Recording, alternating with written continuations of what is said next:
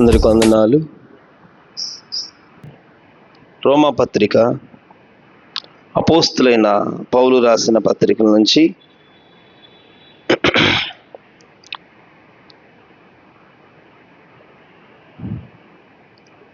అపోస్తులైన పౌలు రాసిన పత్రికలు రోమీలకు రాసిన పత్రికల 8వ అధ్యాయం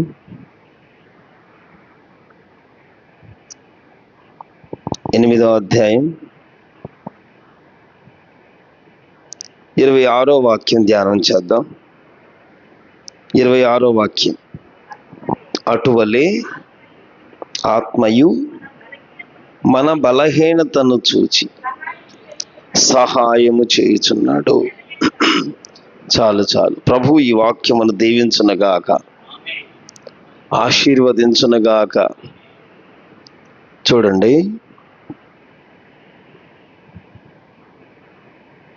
అపోస్తులైన పౌలు రాస్తున్న పత్రిక.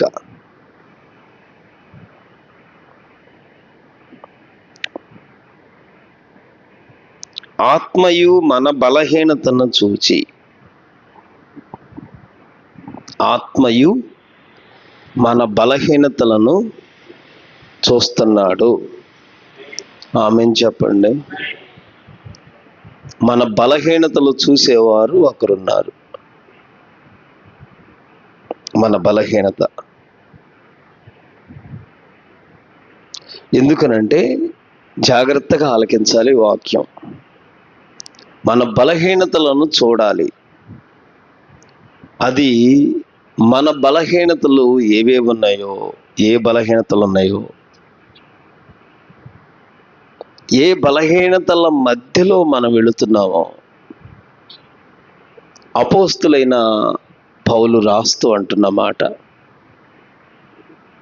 అటువలే. ఇంకేదో కొన్ని విషయాలు ఉన్నాయి. స్తోత్రం చెప్పండి. అటువలనే పరిశుద్ధాత్ముడు మన బలహీనతలు చూస్తున్నాడు. ఎంతమంది నమ్ముతున్నామో? మనం బలహీనులమే కాదనట్లేదు, మనం బలహీనులమే. కానీ మన బలహీనతలో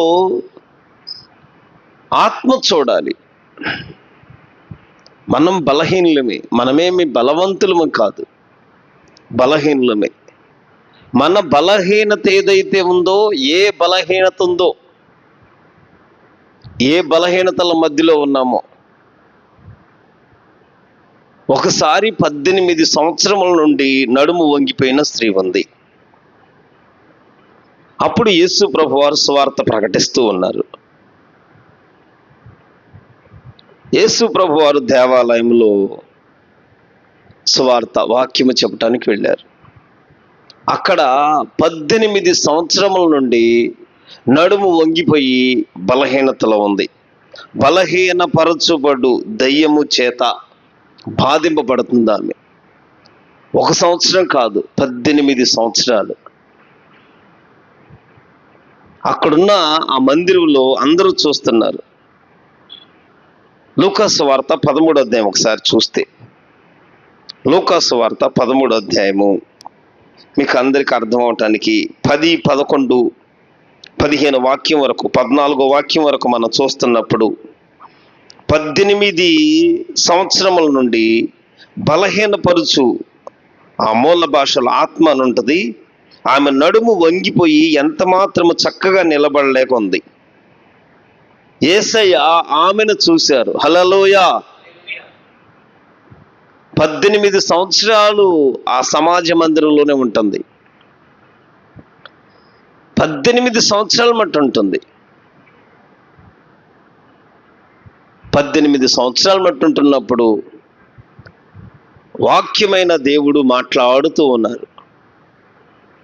ఓ మంచి సమయం, ఓ మంచి అనుకూల సమయం.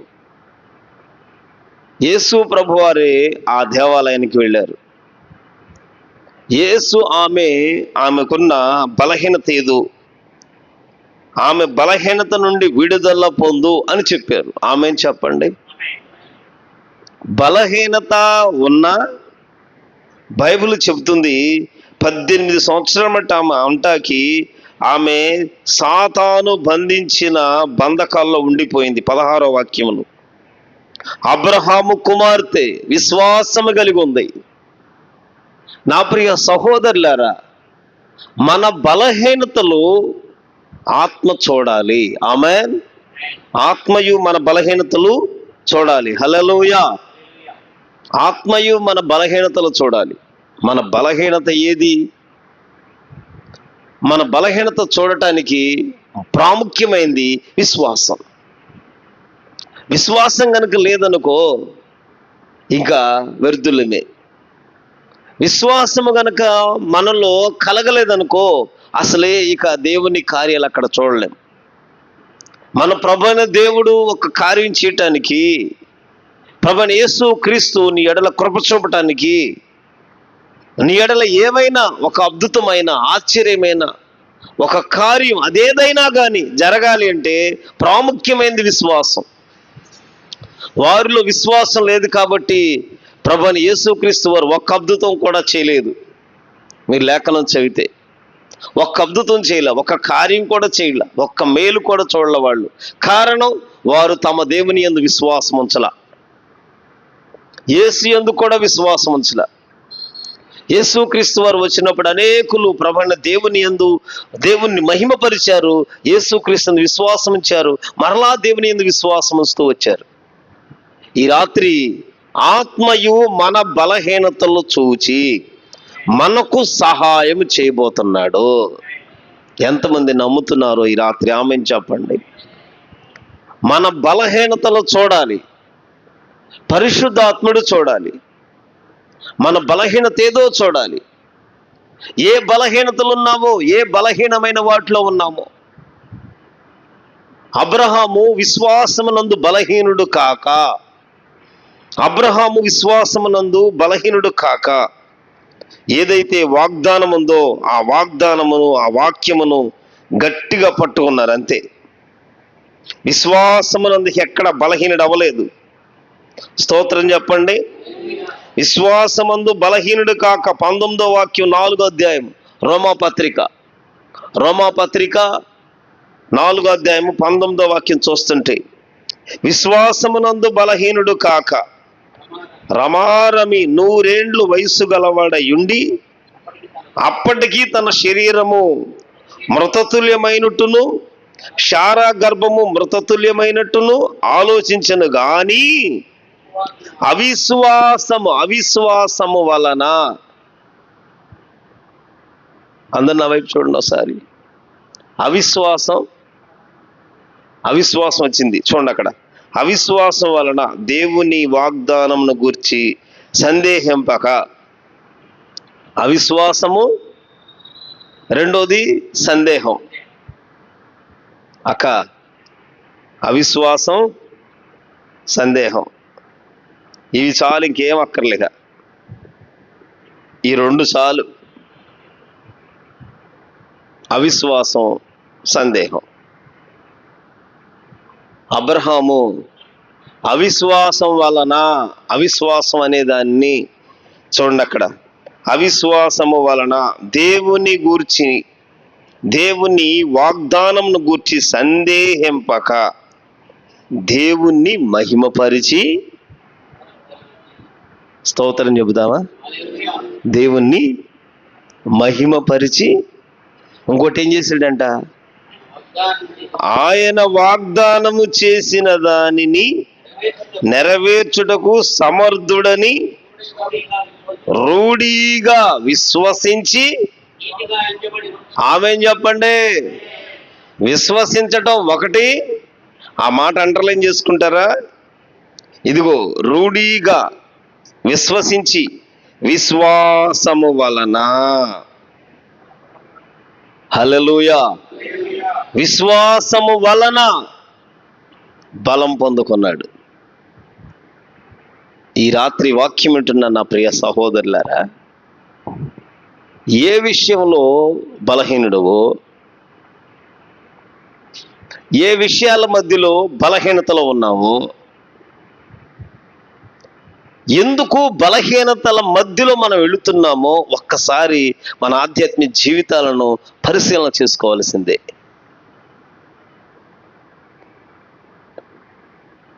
తన విశ్వాసంలో అవిశ్వాసం ఎక్కడ తెచ్చుకోవాలా, సందేహించలా. ఒకటంట, దేవుణ్ణి మహిమపరిచాడు. నా దేవుడు వాగ్దానం చేశాడు, ఆ వాగ్దానం చేయడానికి, ఆయన నెరవేర్చడానికి సమర్థుడని రూఢిగా నమ్మి విశ్వసించి, ఆ విశ్వాసం వలన విశ్వసించాడుగా, విశ్వాసం వలనే బలం పొందుకున్నాడు, విశ్వాసంతోనే బలం తెచ్చుకున్నాడు. ఈ రాత్రి నీవెలా బలవంతుడు అవుతావు? అందుకని రోమపత్రిక 8వ అధ్యాయం చూడండి ఒకసారి. ఇప్పుడు రోమపత్రిక 8వ అధ్యాయం. ఈ 8వ అధ్యాయంలో అపోస్తలుడైన పౌలు అంటారు కదా 26వ వాక్యంలో, అటువలే ఆత్మయు మన బలహీనతలు చూచి, హల్లెలూయా, మన బలహీనత ఏదో మరి రాత్రి ఏ బలహీనత మంది, ఏ బలహీనతనైనా సరే అక్క, ఏ బలహీనత అయినా, నీకే బలహీనతలు ఉన్నా, అది శరీర బలహీనత అయినా, ఆత్మలో బలహీనత అయినా, ఏ బలహీనత అయినా ప్రభువు చూచునుగాక. ప్రభువు చూడాలి. ఈ రాత్రి ప్రభువు చూశాడా, నీకు సహాయం కలుగుతుంది. ప్రభువైన దేవుని దృష్టికి వెళ్ళిందా, నీకు సహాయం వస్తుంది. నీకై నీవు బలం పొందుకునేది కాదు. నీకై నువ్వు రూఢిగా ఉండు, తప్పులేదు. రూఢిగా ఉండటానికే, మనం రూఢి పడటానికి దేవుడు నాకు వాగ్దానం ఇచ్చాడు. రూఢిగా ఉండు, విశ్వాసం ఉంచుదాన్ని, విశ్వసించు. ఒకటి, ఆ విశ్వాసం ఏది ఉంచావో, ఏ విశ్వాసం ఉంచావో, విశ్వసించువాడు కలవరపడకుండా విశ్వాసం వల్ల నువ్వేం చేయాలంటే బలం పొందుకోవాలి. నువ్వెప్పుడు బలహీనతగా ఉంటావో, బలహీనత, ఆత్మలో బలహీనుడువా, ప్రార్థనలో బలహీనుడువా, సత్క్రియలు యందు బలహీనుడువా. హలో, మనం ఏట్లో బలహీనులము. సత్క్రియలు జరగట్లా, విశ్వాస కార్యాలు జరగట్లా, ఆత్మలో మెళుకువ కలగట్లా, ఆత్మలో గ్రహింపు రావట్లా, వాక్యములకు పట్టుకోవట్లా. ఏ బలహీనత అయినా ప్రభువు చూచునుగాక. ప్రభువు చూశాడా? 18 ఏండ్ల నుండి ఆ సమాజ మందిరంలోనే ఉంటుంది ఆమె. ఆ విశ్వాసం ఉంచింది. నా మాట కాదు, అధ్యాయం 16వ వాక్యం చదువుతున్నప్పుడు ఈమె అబ్రహాము కుమార్తె సాతాను బంధకాల్లో ఉండిపోయింది, విశ్వాసం వచ్చింది అంతే. విశ్వాస విజయాలేంటి? ఏదైనా బలహీనత ఉంది, కృంగిపోమని కాదక్కడ, ఆగిపోమని కాదక్కడ, ఇక ఇంకెందుకులే అని అనుకో అక్కర్లా. అక్కడ కాదు, అక్కడ నీ విశ్వాసంతో నువ్వే బలం తెచ్చుకోవాలి. హల్లెలూయా. నీకు నీవుగా బలము పొందుకునేదే విశ్వాస విజయాలు. కనుక 8వ అధ్యాయంలో అటువలనే అంటున్నాడు. అటువలే ఏంటో 1, 2, 3 మాటలు ధ్యానం చేద్దాం. ఒకసారి అందరూ రోమపత్రిక 8వ అధ్యాయం తీద్దాం. 8వ అధ్యాయంలో 8వ అధ్యాయము 5వ వాక్యం నేను చదువుతున్నాను. శరీరానుసారులు శరీర విషయం మీద మనసుంతురు, ఆత్మానుసారులు ఆత్మ విషయముల మీద మనసుంతురు. శరీరానుసారమైన మనస్సు మరణము, ఆత్మానుసారమైన మనస్సు జీవమును సమాధానమై ఉన్నది. హల్లెలూయా. చూడండి, శరీరానుసారులు ఉన్నారు. శరీరానుసారులు అంట శరీర విషయాల మీదే మనసు ఉంచుతారు. శరీరమైందే మనసంతా, శరీరమైందే మనసంతా. ఇదేమో ఆత్మీయ యాత్ర, ఇదేమో పరలోక రాజ్యము సిద్ధపాటు, ఇదేమో ప్రభువైన దేవుణ్ణి ఆత్మతో ఆరాధిస్తూ సియోనుకు చేర్చబడే సంఘం, క్రొత్త నిబంధన సంఘం, ఎత్తబడే గుంపు, జ్యేష్ఠుల సమూహం. నా ప్రియ సహోదరులారా, ఈ ఆత్మీయ యాత్రలో, ఈ ఆత్మ సంబంధమైన వాటిలో వెళుతూ మనం ఏ మనసు అంటే శరీరమైన మనసుతో ఉన్నామా? శరీరానుసారులు, నువ్వు శరీరులమే, అందరూ శరీరులమే. శరీరులమే ఎప్పుడైతే ప్రభువైన యేసుక్రీస్తుని అంగీకరించామో, సత్యాన్ని ఎప్పుడు గ్రహించామో, సంఘం, క్రొత్త నిబంధన సంఘం, ఎత్తబడే గుంపు, జ్యేష్ఠుల సమూహం, నా ప్రియ సహోదరులారా, ఈ ఆత్మీయ యాత్రలో, ఈ ఆత్మ సంబంధమైన వాటిలో వెళుతూ మనం ఏ మనసు అంటే శరీరమైన మనసుతో ఉన్నామా? శరీరానుసారులు, నువ్వు శరీరులమే, అందరం శరీరులమే. శరీరులమే ఎప్పుడైతే ప్రభువైన యేసుక్రీస్తుని అంగీకరించామో, సత్యాన్ని ఎప్పుడు గ్రహించామో, ఎప్పుడైతే దేవుని వాక్యములకు నీవైతే నేనైతే పట్టబడ్డామో, ప్రభువైన దేవుడు మనల్ని రక్షించాడో, ఆ రోజు నుండి నెమ్మదిగా పరివర్తన, నెమ్మదిగా మార్పు, నెమ్మదిగా ప్రభువైన దేవునికి మాదిరి అయినట్లుగా వెళ్ళటం. అలా కాకుండా శరీరానుసారులంట. శరీరానుసారుల మనసు శరీరంలోనే ఉంటది. మరొకటి ఏంటంట, ఆత్మానుసారులు ఉన్నారు, వారు ఆత్మ విషయం మీద, అక్కడేమి లేదు, ఎండిన నేల, ఆరిన నేల, దాన్ని సస్యశ్యామలంగా చేయగలిగిన వాడు. ఎండిపోయింది, దానికి జీవమే కావాలి. మనం సంబంధమైనది ఏముంది? జీవమును, రెండవది సమాధానం. ఆమె చెబుదామా? సమాధానం ఏం చేస్తుంది? ఒకసారి ఎఫెసీ పత్రిక 6వ అధ్యాయం చూడండి. ఎఫెసీ పత్రిక 6వ అధ్యాయం తీసిన వాళ్ళు, సమాధానంలో సమాధాన సిద్ధ మనసును తొడుక్కోవాలి, నిలబడాలి. సిద్ధ మనసు అన్నమాట. సిద్ధ మనసు, ఎప్పటికప్పుడే సిద్ధపడేది మనసు, ఏ రోజుకి ఆ రోజే.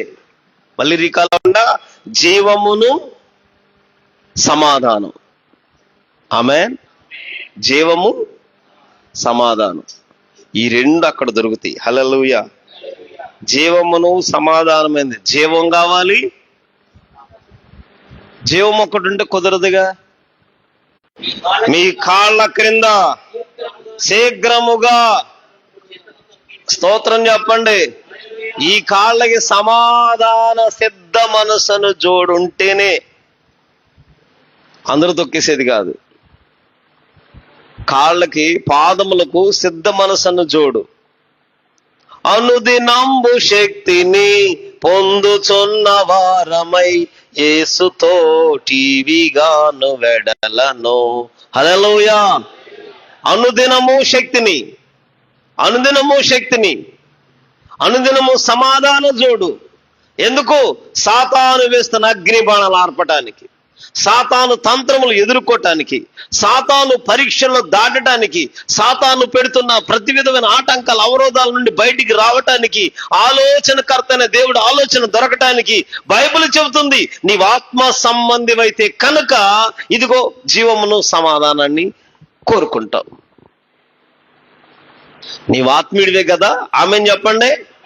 నీవు ఆత్మ సంబంధమై ఆత్మానుసారమైన వ్యక్తివైతే జీవమును సమాధానం కోరుకుంటాం. ఒకటి, శరీరానుసారులు ఉన్నారు, శరీరం మీదే మనసు ఉంటుంది. శరీరం మీద మనసు ఏం చేస్తారంట? శరీరానుసారమైన మనసు ఏం చేస్తుంది? ఎప్పుడు మరణమే కోరుకుంటుంది. ప్రార్థనకు వస్తున్నాం, మాకి పొలాలు ఉన్నాయి, పొలం పోయిందనుకోండి, పంట పోయిందనుకోండి. మా ఊర్లో కొబ్బరి బండం రూపాయి, నాకు తెలిసి నేను 7వ తరగతి చదివేటప్పుడు మాట. అది రూపాయి కూడా ఉండదు అసలు, చెట్టు ఎక్కి కోసుకుంటే.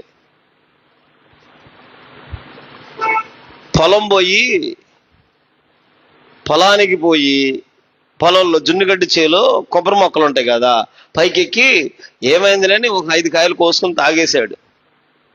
ఆ చేను రైతుకి వీళ్ళు ఎవరో చెప్పారు, మీ తోటకు పోయి గడ్డి కోసుకోకుండా కొబ్బరి బండలు కోసుకున్నాడని.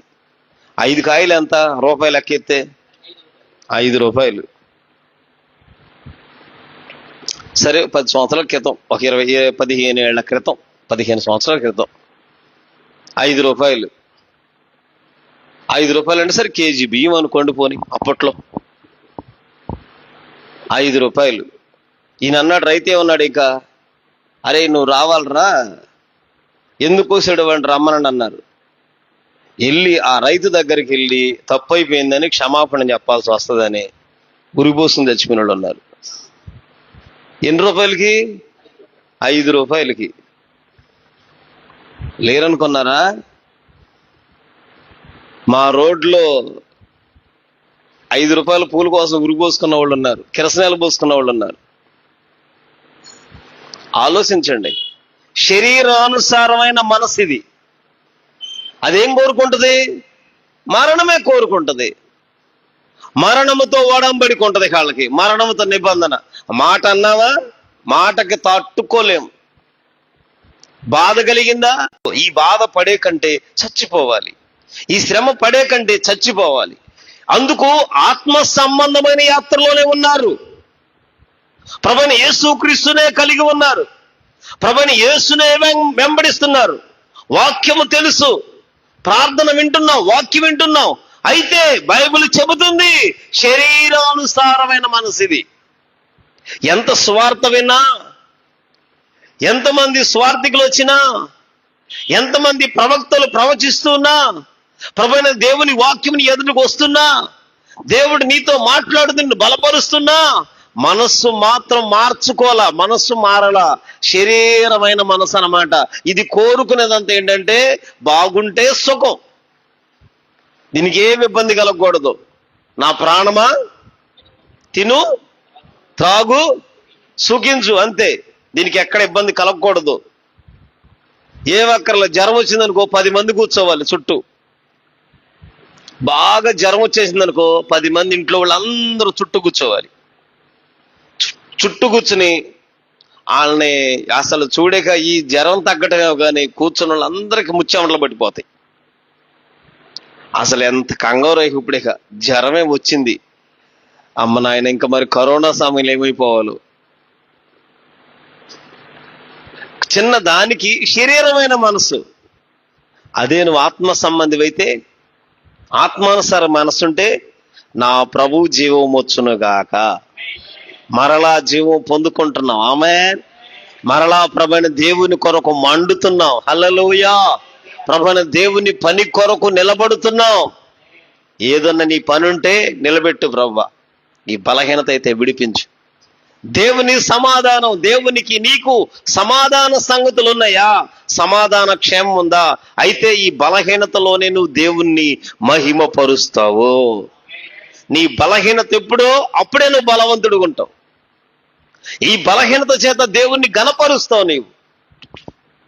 నా ప్రియ సహోదరులారా, ఒకటి శరీరమైన మనస్సు, ఆత్మానుసారమైన మనస్సేమో జీవమును సమాధానాన్ని కోరుకుంటుంది.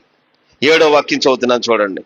శరీరానుసారమైన మనసు దేవునికి విరోధమైందంట. ఇది మరణం కోరుకుంటమే ఒక ఎత్తు అయితే, శరీరానుసారమైన మనస్సు మరణాన్ని కోరుకుంటుంటే మరొక విషయం ఏంటో తెలుసండి, దేవునికే విరోధం అంట. దేవునికే విరోధం. ఏంటయ్యా ఎంత ఖండితంగా మాట్లాడుతున్నారు ఇక్కడ, మేము రామయ్యా ఎట్టయితే అసలు వాక్యం ఖండితంగా ఉన్నా బాధే. వాళ్ళని ఎప్పుడు ఏమనకూడదు. మీరు ఎలాగున్నా, అమ్మ బీడీలు తాగుతున్నావు నాన్న, సర్లే ప్రభు స్తోత్రం, దేవుడు నిన్ను దీవిస్తాడులే అనాలి. ఏమన్నా అన్నావా, అయితే మోసం చేయనా, ఏముండదు, మోసం దశంభాగాలు కట్టుకో చాలు, దేవునికి ఇచ్చే, నువ్వు కానుకలు దేవునికి చాలు, దేవుడు నిన్ను దీవిస్తాడు. వాక్యములోనికి వెళ్ళటానికి ఇష్టపడరు. వాక్యమైన దేవునికి తట్టు చూడరు. వీళ్ళకి ఏంటంటే ప్రతిదీ విరోధంగా ఉంటారు. దేవుడు, వాక్యమే దేవుడు. ఆమేన్. వాక్యమునకు విరోధులుగా మారిపోతారంట, వాక్యానికి విరోధులు. శరీరానుసారమైన మనసు చేసే పనేంటి, వాక్యమైన దేవునికి విరోధం. వాక్యము సరిచేస్తుంటే లోబడదు, వాక్యానికి విధేయత ఉండదు, వాక్యమునకు భయపడదు, వాక్యమును ప్రేమించదు, వాక్యమైన దేవుని తట్టు చూడదు. నీ కొరకే కలువరి శిలువలో ప్రాణం పెట్టి నీ జన్మ కర్మ పాపములను విడిపించి సమస్తము నుండి, సమస్త బలహీనతల నుండి ఆయన మన బలహీనతలు వహించి మన కొరకు చనిపోయి తిరిగి లేచిన పునరుద్ధరణైన ప్రభు అయిన యేసుక్రీస్తునకు ఈ శరీరమైన మనస్సు లోబడదు. సరే కదా, విరోధంగా ఉంటదంటండి, విరోధంగా. నా ప్రియ సహోదరులారా, ఒకటి ఆత్మానుసారమైన మనస్సు జీవమును కోరుకుంటది, సమాధానాన్ని కోరుకుంటది. శరీరానుసారమైన మనస్సేమో మరణాన్ని కోరుకుంటది. రెండోది దేవునికి విరోధమైందంట. అది దేవుని ధర్మశాస్త్రమునకు లోబడదు, ఏ మాత్రమును లోబడదు. కాగా శరీర స్వభావం గలవారు దేవుణ్ణి సంతోషపరచనేరరు. అర్థమైందా? ఇంకా శరీరానుసారమైన మనసే కాదు, 40+ వచ్చేసిందిగా, 50+ వచ్చేసిందిగా, 60+ వచ్చేసిందిగా. ప్లస్లోకి వెళ్ళాంగా. ప్లస్లోకి వెళ్ళినా అసలు ఈ ముడతెట్లు ఉండకూడదు, దీనికి రంగేసేయాలి. అసలు ఈ జాకెట్ ఇలా ఇలా ఇలా ఇలా ఇలా ఇలా తిప్పి ఇలా కట్టుకోవాలి.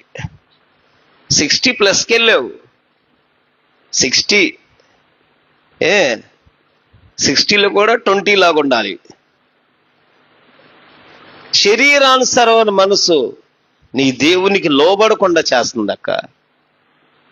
అన్నా, నీ దేవునికి లోబడకుండా, దేవుని ధర్మశాస్త్రంకు లోబడకుండా ఎంత మాత్రం లోబడదో దేవునికి విరోధంగా నడుస్తుంది. ఇంకెప్పుడు ప్రభువైన దేవుని మనస్సుగా నీ మనస్సు మార్చుకుంటావు? నీ మనస్సు దేవునికి ఇచ్చి నీ మనస్సు దేవుణ్ణి గణపరిచేది ఎప్పుడు? బైబిల్ చెబుతుంది కదా, ప్రభువు మనస్సు ఎరిగి, ప్రభు అయిన దేవుని మనస్సు ఎరిగి, ఆయన మనస్సు ఎరిగి పని చేసేది ఎప్పుడు నువ్వు? ఇంకా ఈ రాత్రి అయినా. అందుకే అటువలే ఆత్మయు మన బలహీనతలు చూచి మనకు సహాయం చేయుచున్నాడు. చెప్పండి హల్లెలూయా. నీవు ఆత్మీయుడివైతే గనక, ఆత్మానుసారమైన మనస్సు నీకుంటే గనక, దేవుని జీవమును దేవుని సమాధానాన్ని కోరుకునే వ్యక్తివైతే గనక, ఖచ్చితంగా నీ కొరకు ప్రాణం పెట్టి తిరిగి లేచిన పునరుద్ధరణైన ప్రభు, ఆ ప్రభు వెళ్ళి మీ కొరకు ఆదరణకర్తను పంపుతాను అన్నట్లు ఆదరించే ఆత్మ, సహాయం ఉండే ఆత్మ, సహకారి ఉండే పరిశుద్ధాత్ముడు మన బలహీనతలు చూసి మనకు సహాయం చేస్తున్నాడు. ఈ శరీరమును జయించడానికి, ఇందులో ఉన్న సకల దుర్నీతి నుండి బయటికి రావటానికి, ఇక్కడున్న ప్రతి విధమైన బంధకాలను విడుదల కలగటానికి, ఏటి మధ్యలో పట్టబడిపోయో, ఎక్కడ చిక్కబడిపోయో, ఎక్కడ లోబడట్లేదు, ఎక్కడ దేవునికి విధేయత కలగట్లేదు, ఎక్కడ వ్యతిరేకంగా ఉన్నావో వాటన్నిటి నుండి వశపరుచుకోవడానికి, సమస్తము లోపరుచుకోగలిగిన శక్తిమంతుడైన దేవుని ఎదుటకు నీవైనా ఈ రాత్రి రాగలిగితే, అదుగో నేను ప్రకటిస్తున్నవాడు సజీవుడు, ఆయనే నజరేయుడైన యేసు. ఈ రాత్రి ఆ ప్రభు దగ్గరకు రాగలిగితే దేవుని యందు విధేయత కలిగినట్లుగా ఉంటాం మనం. దేవుని సముఖంలో అనుకోద్దా, ఇది ఎంత మాత్రం లోబడదంట శరీరం, దేవునికి భయపడదంట. చూడండి అక్కడ, ఎంత మాత్రము లోబడదు, దేవుణ్ణేమో సంతోషపరచదు. 9వ వాక్యం చదువుతున్నాను ఇప్పుడు. దేవుని ఆత్మ మీలో నివసించి ఉన్న ఎడలా, స్తోత్రం చెప్పండి. ఒకటి శరీరానుసారమైన మనసు, ఆత్మానుసారమైన మనసు. రెండో మాట ధ్యానం చేస్తున్నాం. దేవుని ఆత్మ మీలో నివసించి ఉన్న ఎడలా మీరు ఆత్మ స్వభావం గలవారే గాని శరీర స్వభావం గలవారు కాదు. ఎవడైనను క్రీస్తు ఆత్మ లేనివాడైతే వాడాయన వాడు కాడు. దేవుని ఆత్మ మీలో నివసించాలి. చెప్పండి, ఆమేన్ చెప్పండి. దేవుని ఆత్మ, పరిశుద్ధాత్మను దుఃఖపెట్టకూడదు. నీలో నిన్ను బలపరుచు ఆత్మను తృణీకరించకూడదు. కొరత లేని ఆత్మను కొమ్మరించేవాడు నా దేవుడు. నీవు అడిగితే కొరత లేని ఆత్మ, నీలో నుండి జీవ నదులు బయలుదేరుతాయి, జీవజలం బయలుదేరుతుంది. ఈ రాత్రి ప్రభువైన దేవుని దగ్గర దేవుని ఆత్మ మనలో నివసించాలి. మనలో దేవుని ఆత్మ నివసించట్లేదో, మనము దేవుని ఆత్మ కలిగి జీవించట్లేదో, దేవుని ఆత్మ దుఃఖపెడుతున్నామేమో, ఏ కార్యాలు చేస్తున్నామో, ఎటు నడుస్తున్నామో, ఎక్కడ దుఃఖపెడుతున్నామో, ఏ విధాలు ఎటు పోతున్నామో, మన ఆధ్యాత్మిక జీవితాలని మనము దేవునికి అప్పగించుకోక, ఈ దినము దేవుని సన్నిధికి రాకుండా, దేవుని చిత్తాన్ని చూడకుండా, ఎక్కడ దేవుని ఆత్మను మనం దుఃఖపెడుతున్నామో, దుఃఖ పెడితే దేవుని ఆత్మ నీతో ఉండదు. నువ్వు దేవుని వ్యక్తివి కాదిక, నీవు దేవుని వాడువు కాదిక. నీ దేవుని ఆత్మను నీలో నివసిస్తే, దేవుని ఆత్మ ఎప్పుడైతే నివసిస్తుందో మీరు ఆత్మ స్వభావం గలవారు. ఆమేన్, హల్లెలూయా.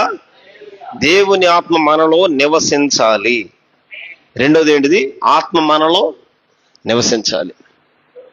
అప్పుడు ఆత్మయు మన బలహీనతలు చూసి, ఆమేన్, మన బలహీనత చూచునుగాక.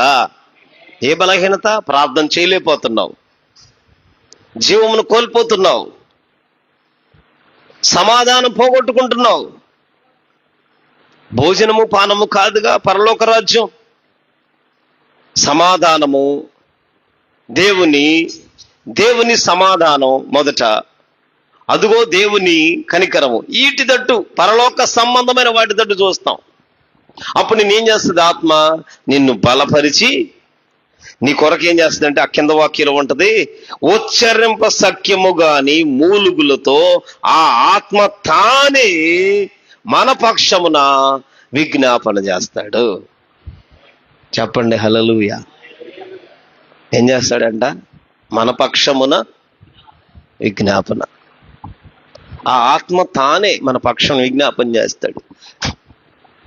శరీరానుసారమైన మనసా? అయితే ఈ రాత్రి వద్దు. శరీరానుసారమైన మనసు ఈ రాత్రి ప్రభు తీసివేయాలి. ఆత్మానుసారంగా ఉండి దేవుని జీవమును, దేవుని సమాధానం కోరుకుంటే ఈ జీవము నిన్ను జీవింప చేస్తూ ఉంటుంది. ఈ సమాధానం నీకు సమాధాన సంగతులు కలుగు చేస్తూ ఉంటుంది. ఎప్పుడైతే సమాధానము, జీవమును కోరుకుంటావో, ఇక నీలో నివసించువాడుగా మారుతున్నాడు పరిశుద్ధాత్ముడు. ఆత్మ నివసిస్తూ ఉంటుంది నీ లోపల. ఆత్మ నివసిస్తుంది, ఆత్మ నివాసం జరుగుతుంది. ఆత్మ మన లోపల నివసించినప్పుడు, ఆత్మ మనతో నివసిస్తున్నప్పుడు ఇక ఆత్మ స్వభావముగా మారిపోతున్నాం. ఆత్మ నివసించట్లేదా? నువ్వు క్రీస్తు వాడువు కాదు. మీలో ఉన్న చూడండి, 11వ వాక్యం చదువుతున్నాను. 11వ వాక్యం, మృతులలో నుండి యేసును లేపిన ఆత్మ మీలో నివసించిన ఎడల, మృతులలో నుండి క్రీస్తును లేపినవాడు చావునకు లోనైన మీ శరీరమును కూడా మీలో నివసించుచున్న ఆ ఆత్మ తన ఆత్మ ద్వారా జీవింప చేసెను. ఆమేన్ చెప్పండి. ఆ ఆత్మ చేత, ఆమేన్ చెప్పండి. మనలో దేవుని ఆత్మ నివాసం ఉండాలి. ఈ ఆత్మ మనల్ని జీవింపజేస్తుంది. ఈ ఆత్మ నిన్నేం చేస్తుంది అంటే బలహీనతలు చూస్తుంది. ఈ రాత్రి నీ బలహీనత ఏదో, విశ్వాసమందు బలహీనుడువా? ప్రభువును వెంబడిస్తున్న ఆత్మీయుడివే కానీ విశ్వాసంలో పడిపోయావా? ఈ భక్తిని చేయలేని వారుగా బలహీనమైపోతున్నావా? సత్క్రియలేవా? లేదు. ఏది దేవునికి దూరంగా ఉన్నామో, ఏది కొదువయిందో, ఏది కొదువు మనలో, మన ఆత్మలో కొదువేది ఉందో అది ప్రభు సరిచేయటానికి మన బలహీనతలు చూస్తున్న దేవుడు. మన బలహీనతలు చూశాడా ఖచ్చితంగా నీకు సహాయం చేస్తాడు. సహాయం చేసి ఎలా ప్రార్థించాలో నీకు తెలియదు. అప్పుడు ఎలా అడగాలో తెలియదు, ఎలా మొరపెట్టాలో తెలియదు.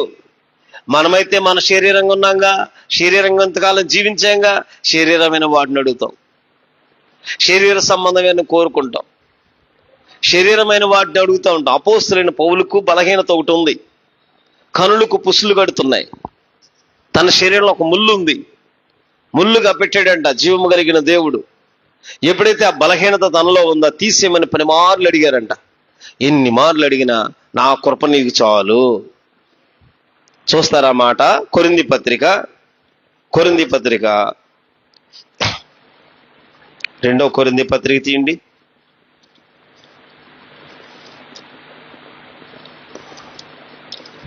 2వ కొరింథీ పత్రిక 9వ అధ్యాయము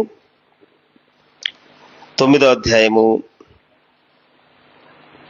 నా కృప నీకు చాలును. 9వ వాక్యం, 12వ అధ్యాయము, క్షమించాలి, 12వ అధ్యాయం 9వ వాక్యం. నా కృప నీకు చాలును, బలహీనత యందు నా శక్తి పరిపూర్ణమగుచున్నదే. చెప్పండి, ఆమెన్ చెప్పండి. కాగా క్రీస్తు శక్తి నా మీద నిలుచుండు నిమిత్తము విశేషముగా నా బలహీనత యందే బహు సంతోషముగా అతిశయపడుదును. నేనెప్పుడు బలహీనుడనో అప్పుడే బలవంతుడను. క్రీస్తు నిమిత్తము నాకు కలిగిన బలహీనతల్లో, నిందల్లో, ఇబ్బందుల్లో, హింసల్లో, ఉపద్రవాల్లో నేను సంతోషిస్తున్నాను. స్తోత్రం చెబుదామా? అసలు బలహీనత మనం ఏమనుకుంటాం? కడుపులు నొప్పి బలహీనత మనకాయే, కాళ్ళు నొప్పి బలహీనత. అమ్మో, మీరు దగ్గరగా మా పెద్దయ్య గారిని చూడలేరు, సాల్మన్నయ్య గారిని. అమ్మో, ఆ బలహీనతలు అయితే అసలు ఇక అసలు తాళుకోలేమేమో. దగ్గరగా చూస్తే మీరు ఎంత బలహీనులో. మరి ఉపదేశం చేస్తే 3 గంటల సేపు మాట్లాడేది. మీరు చూస్తూనే ఉంటారు, ఒక చేతికి సెలైన్ ఉంటుంది, ఇది క్యాన్లో పెట్టేది, అలా కూర్చుని మాట్లాడతారు అంతే. కూర్చోటానికి కూడా ఓపిక ఉండదు వచ్చినప్పుడు.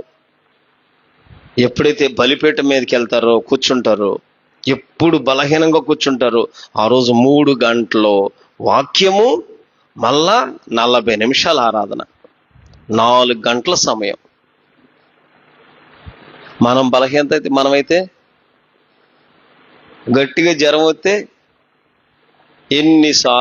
అయ్యగారికి ఎన్నిసార్లు 100కు పైనే జ్వరం,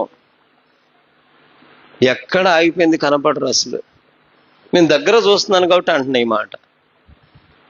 మన బలహీనత అయితే ఇదే, మనకి బాగోలేదు, ఇంట్లో పరిస్థితి బాగోలేదు, ఇవి కాదు బలహీనతలు అంటే అక్క. ఇవి శరీర సంబంధమైన మనసు ఇంకా మనకి ఏలుబడి చేస్తూనే ఉంది. మనం ఇంకా శరీరానుసారులుగానే ఉన్నాం. ఆత్మానుసారులకి ఎప్పుడు వస్తావు? ఆత్మ నియమమును ఎప్పుడు కనుగొంటావు?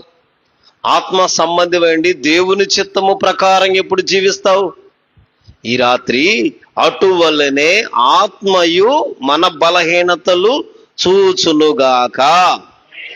బలహీనత ఏదో ఈ రాత్రి అర్థం అవ్వాలంటున్నా నేను, ఇంకేమంటలా. బలహీనత ఏదో తెలియాలి, శరీరాన్ని బట్టి కాదు ఇది. నీవు శరీరానుసారమైన మనసు అయితే ప్రభునామములో పోవాలి. శరీరానుసారమైనది కాకుండా ఆత్మ సంబంధమైన జీవమును, సమాధానాన్ని కోరుకుని ఆత్మ మనలో నివసిస్తున్నప్పుడు, ఆత్మ స్వభావంగా మారుతున్నప్పుడు ఇక మన బలహీనతలను ప్రభు చూచునుగాక. ఏం చేస్తారు? ఆ ఆత్మ మనలో ఉండి జీవింపజేస్తుంది. ఆ ఆత్మ తానే ఉచ్చరింప సఖ్యముగాని మూలుగులతో విజ్ఞాపన చేస్తుంది. అటువలే ఆత్మయు చూస్తున్నాడు. ఆ ఆత్మ చూసిన ఆత్మ మనల్ని ఆత్మలో ఏం చేస్తుందంటే విజ్ఞాపన చేయటం ప్రారంభిస్తుంది. ఈ రాత్రి నీ బలహీనత ఏది? హెబ్రీ పత్రిక చూస్తారా? 11వ అధ్యాయం ఒకసారి, హెబ్రీలకు రాసిన పత్రిక 11వ అధ్యాయం చూడండి. విశ్వాసుల్లోనికి వద్దాం. 11వ అధ్యాయం విశ్వాసుల వీరుల జాబితాలో చూద్దాం. 11వ అధ్యాయము 34వ వాక్యం చూస్తారా? అగ్ని బలమును చల్లార్చిరి, ఖడ్గదారును తప్పించుకొనిరి, బలహీనులుగా ఉండి బలపరచబడ్డారంట. స్తోత్రం చెప్పండి అక్క. బలహీనులుగా ఉండి బలపరచబడ్డారు. యుద్ధములో పరాక్రమశాలులైరి, అన్యుల సేనలు పారద్రోలిరి. స్త్రీలైతే మృతులైన తమ వారిని పునరుద్ధానము వలన కొందరైతే మరీ శ్రేష్టమైన పునరుద్ధానం పొందగోరి విడుదల పొందనొల్లక యాతన పెట్టబడ్డారంట. విడుదల పొందలేదు కానీ యాతన. అక్క, మనమైతేనా బలహీనత లేదు బలం పొందుకుంటున్నామా? అందుకే మీరు బలహీనులు కాక ధైర్యం వహించండి. ఒక రాజు అంటున్నాడు, మీరు బలహీనులు కావద్దు. ఆమేన్. మీరు ధైర్యం వహించాలి. హల్లెలూయా. బలహీనతలు ఉన్నావా, బలహీన వైపు ఉన్నావా, బలహీనమైపోతావు. ఈ రాత్రి విశ్వాసం వలన బలవంతులుగా మారాలి. విశ్వసించిన ప్రకారం నీ విజయాలు మొదలవుతున్నాయి. ఆమేన్ చెప్పండి. అందుకంటారు కదా, చూడండి రోమాపత్రిక 8వ అధ్యాయంలోనే, రోమాపత్రిక 8వ అధ్యాయంలోనే క్రీస్తు మన కొరకు విజ్ఞాపన చేస్తున్నారు. 34వ వాక్యం 35వ వాక్యం చదువుతున్నప్పుడు, దేవుని కుడి పార్వశమున ఉండి మన కొరకు విజ్ఞాపనము కూడా చేయువాడు ఆయనే. క్రీస్తు ప్రేమ నుండి మనల్ని ఎడబాపు వాడెవడు? 8వ అధ్యాయం, రోమపత్రిక 8వ అధ్యాయము 35వ వాక్యం చదువుతున్నాను. ఎడబాపు వాడెవడు? శ్రమ అయినను, బాధ అయినను, హింసైనను, కరువైనను, వస్త్రహీనతైనను, ఉపద్రవమైనను, ఖడ్గమైనను మనలను ఎడబాపున ఇందును గూర్చి నిన్ను బట్టి దినమెల్లా మేము వధింపబడిన వారము, వధకు సిద్ధమైన గొర్రెలమని మేమెంచబడిన వారము అయినను మనలను ప్రేమించిన వాని ద్వారా.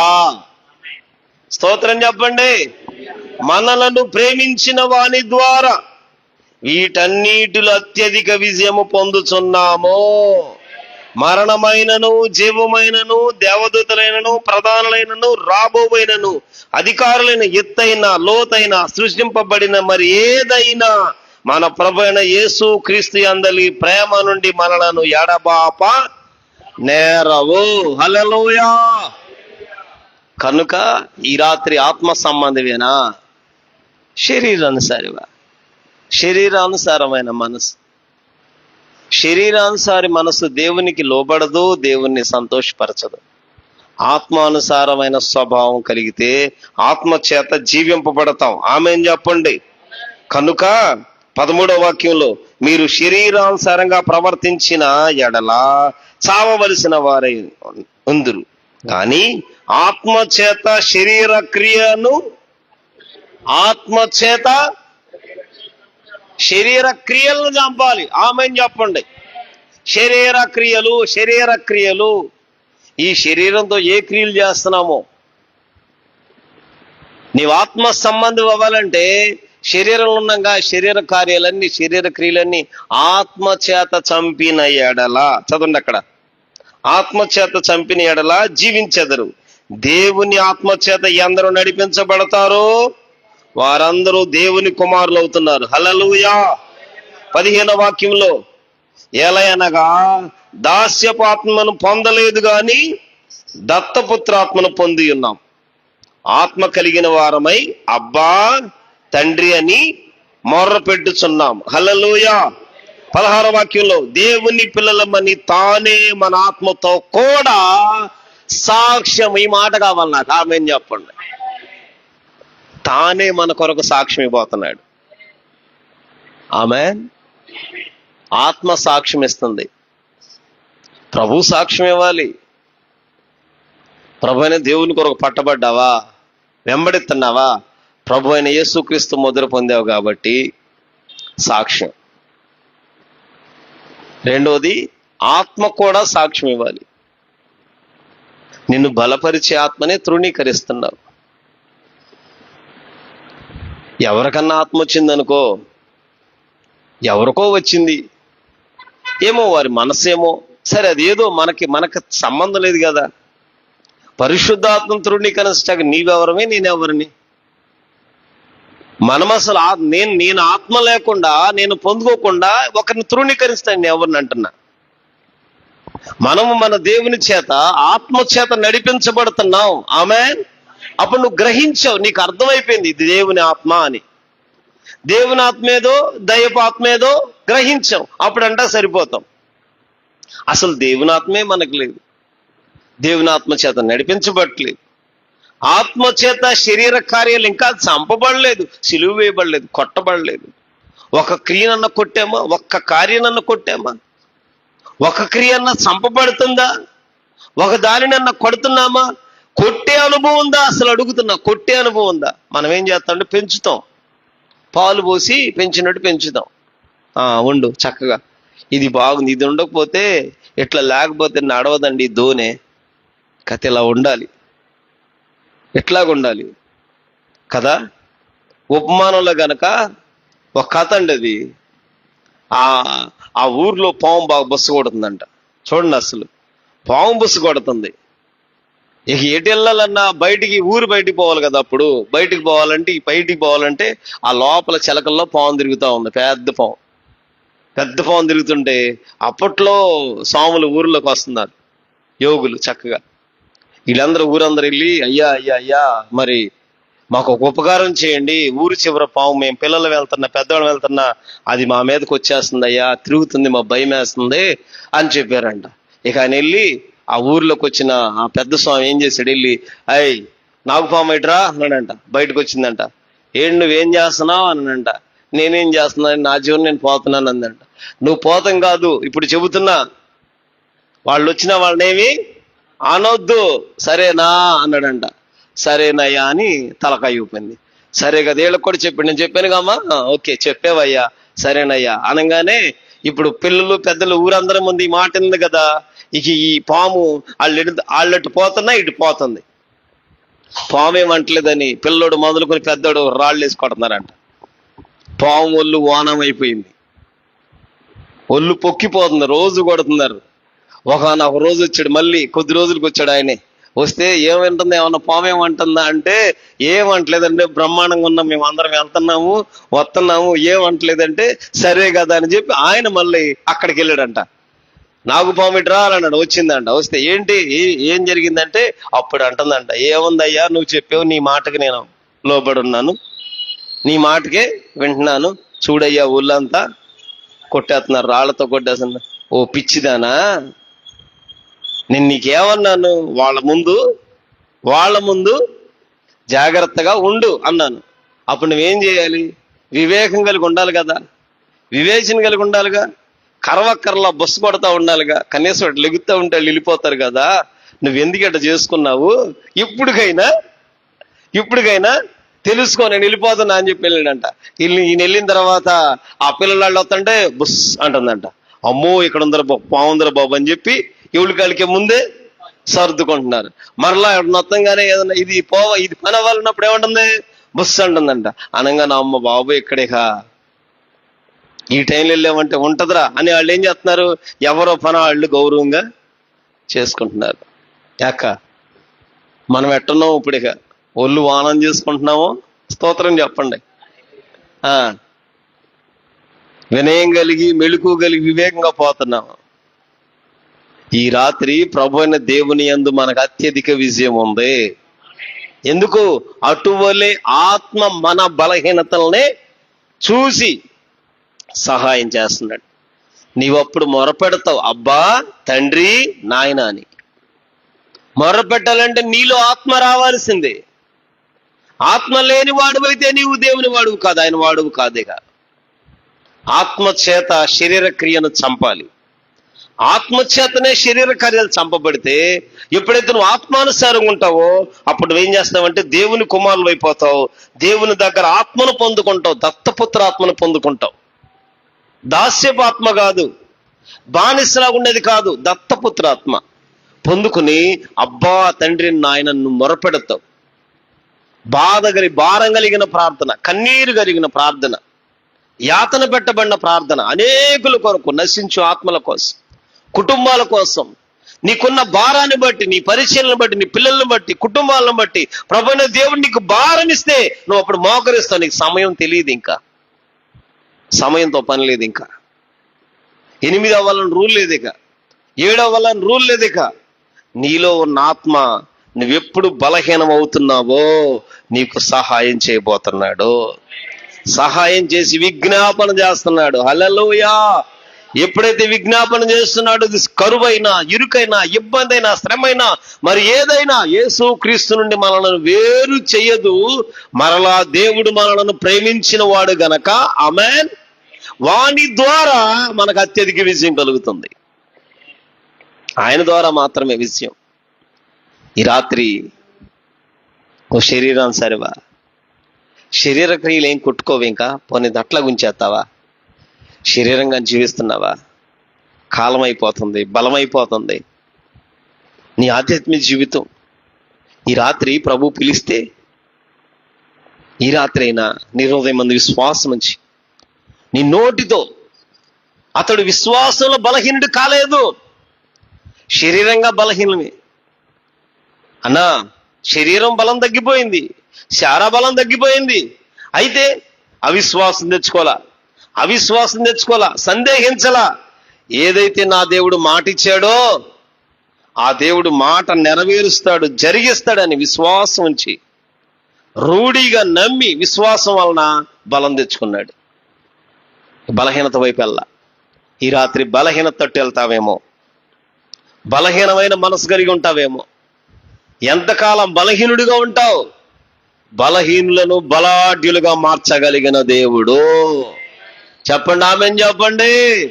నువ్వెప్పుడు బలహీనుడవో ఆమెన్, అప్పుడు బలము కలగటానికి దేవుని ఆత్మ మనలకు సహాయం చేయునుగాక. సహాయం చేసే దేవుని ఆత్మకు అప్పగించుకుంటావా?